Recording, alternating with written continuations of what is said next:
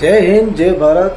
और ये वीडियो मैं इसलिए बना रहा हूँ कि अभिजीत भाई से मैं कुछ सवाल पूछ सकूँ, क्योंकि एक अच्छे देश के अच्छे नागरिक का व्यवहार या फिर कर्तव्य होता है सवाल पूछना।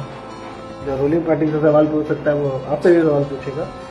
और कल तो हम मिले ही थे, तो आपसे बात भी हुई कि कल जो हमने प्रोटेस्ट किया, उस प्रोटेस्ट से हमारे को क्या फ़ायदा मिलेगा, क्या कुछ ऐसा रिप्लाई आएगा या फिर कुछ ऐसा एक्शन लिया जाएगा कि जिससे ये धर्मेंद्र प्रधान जो है ये रेजिग्नेशन दे दे।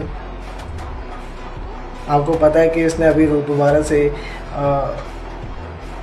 री-नीट का बोला है कि री-नीट दोबारा होगा, और हेल्प मांगी है एयरफोर्स से।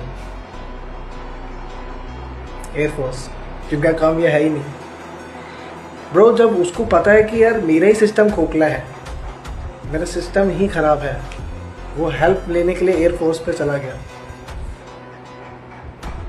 ये बंदा रेजिग्नेशन नहीं देगा ब्रो ऐसे जैसे हमने कल करा ना उस प्रोटेस्ट में। कल हमने जिस तरह आए, जिस तरह करा, सर ने आपने कुछ बातें बोली, सर ने सोनम वांगचुक सर ने कुछ बातें बोली। आपको पता है कि बहुत सारे लोग जो कहाँ से कितने दूर से आए थे और क्या क्या उम्मीद लेके आए थे। एक इंसिडेंट सुनाते हैं। 2 सिस्टर आई थी। वो सिस्टर एक बात बोल रही थी कि मैं अपने फ्रेंड के लिए आई हूँ। तो मैंने पूछा आपकी फ्रेंड? कह रही ये तो मेरी सिस्टर है, मेरी फ्रेंड नहीं आई है। मतलब क्यों? क्योंकि उसने सुसाइड कर लिया और मैं उसी के लिए आई हूँ। बट अब ऐसा लग रहा है, जाते वक्त उसने ये बात बोली कि अब ऐसा लग रहा है कि मैं यहाँ पे टाइम वेस्ट करने आई हूँ। टाइम वेस्ट लिटरली उसने ऐसे करके बोला। ब्रो ऐसे नहीं बात बनेगी। आप सोच रहे हो कि मैं 5 बजे तक का रेजिग्नेशन के लिए टाइम मांग रहा हूँ, मतलब आना चाहिए, फिर 7 दिन दे रहे हैं, 7 दिन में आना चाहिए। ब्रो आप 10 दिन और दे दो, वो नहीं देगा। लखीमपुर इंसिडेंट सुना है ना, फार्मर का प्रोटेस्ट चल रहा था लखीमपुर में। आशीष टेनी होम मिनिस्टर का बेटा, गाड़ी चढ़ा दी थी उसने। होम मिनिस्टर की इस्तीफा की मांग करी थी उस टाइम पे, दिया नहीं था। ब्रिजभूषण अपने देश में गोल्ड मेडल लेके आने वाली जो हमारी बहनें थी हरियाणा की स्पोर्ट्स वूमेन, उनके साथ कितने कुछ क्या क्या हुआ। ब्रिजभूषण के खिलाफ इतने प्रूफ के साथ में रखा था, इस्तीफा दिया। आज भी लोकसभा मेंबर है वो।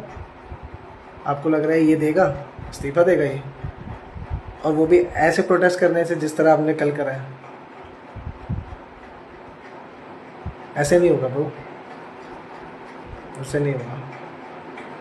हमें करना पड़ेगा। कैसे? आप अपना स्टेटमेंट जो आपने बोला ना 12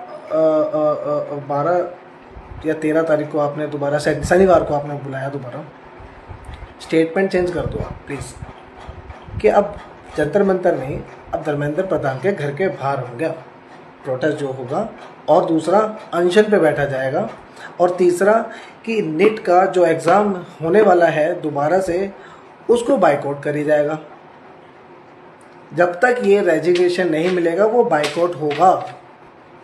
हम अनशन पे बैठेंगे। आप मत बैठो, आप भूख हड़ताल मत करो, हम करेंगे। गोली हम खाएंगे, लाठी हम खाएंगे, पर आप स्टेटमेंट तो दो।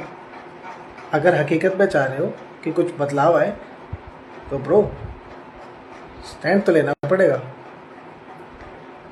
भगत सिंह ने भी स्टैंड लिया था, गांधी जी तो चल रहे थे, अपने हिसाब से चल रहे थे। आप ये भी नेगलेक्ट नहीं कर सकते कि वीर भगत सिंह जो थे, उन्होंने अपने जो भी काम करे उससे देश को कुछ नुकसान पहुंचा था। ज़रूरत थी, वो भी हुआ। तो ये प्रोटेस्ट से मुझे लग नहीं रहा कि कुछ होगा। अगर सच में कुछ बदलाव चाह रहे हो, स्टेटमेंट दे दो आज शाम तक, या फिर आप भी 2-3 दिन में, जब भी ये वीडियो अगर आप तक पहुंचती है तो आप बनाओ, एक स्टेटमेंट दे दो। सैटरडे तक हम फिर आएंगे। आपके पहले प्रोटेस्ट में भी हम आए, आपके दूसरे प्रोटेस्ट में भी आएंगे, लेकिन आपका स्टेटमेंट चेंज होना चाहिए कि हम धर्मेंद्र प्रधान के यहाँ बैठेंगे और उन शहीद बच्चों के माँ बाप के साथ में आएंगे। देखो कैसे नहीं देगा। ठीक है, होप कि आप अच्छा एक स्टेटमेंट देंगे, मेरी आशा है आपके साथ में। ठीक है, जय हिंद, जय भारत।